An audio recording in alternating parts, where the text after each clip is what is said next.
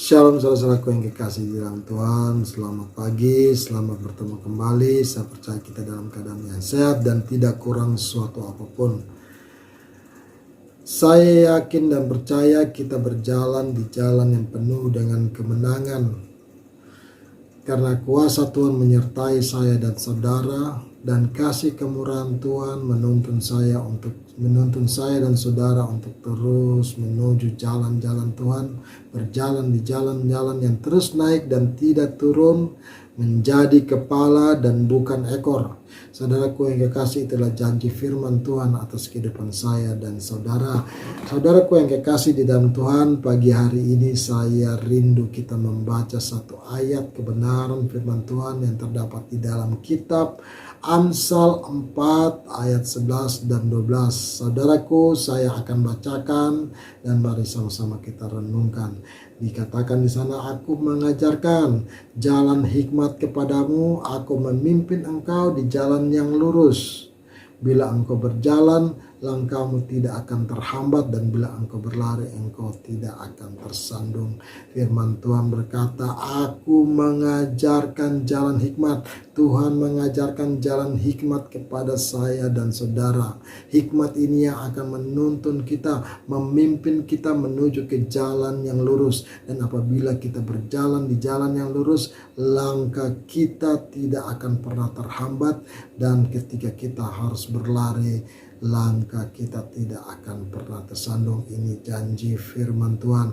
Hanya milikilah hikmat yang datangnya daripada Tuhan, karena hikmat yang datangnya daripada Tuhan, hikmat yang diajarkan Tuhan dalam kehidupan saya dan saudara, membawa kita kepada kebenaran, membawa kita kepada kemuliaan, membawa kita menjadi layak di hadapan Tuhan. Saudara-saudara yang kekasih di dalam Tuhan, kenapa kita harus memiliki hikmat yang datangnya daripada Tuhan?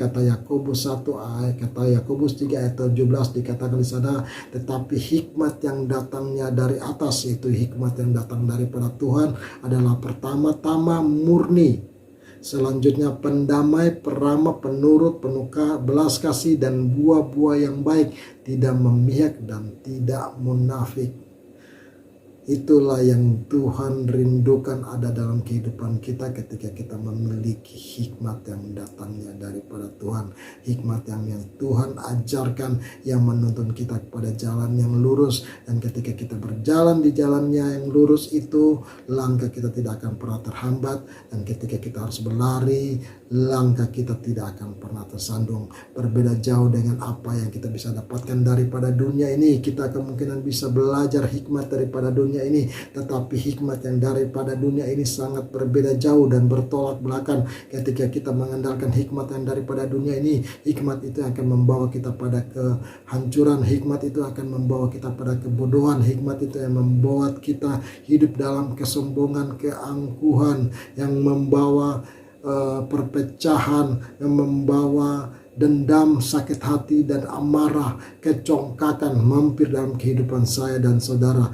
Oleh sebab itu Tuhan inginkan kita memiliki hikmat agar kita layak dan berkenan di hadapan Tuhan. Hikmat yang datangnya daripada Tuhan sendiri.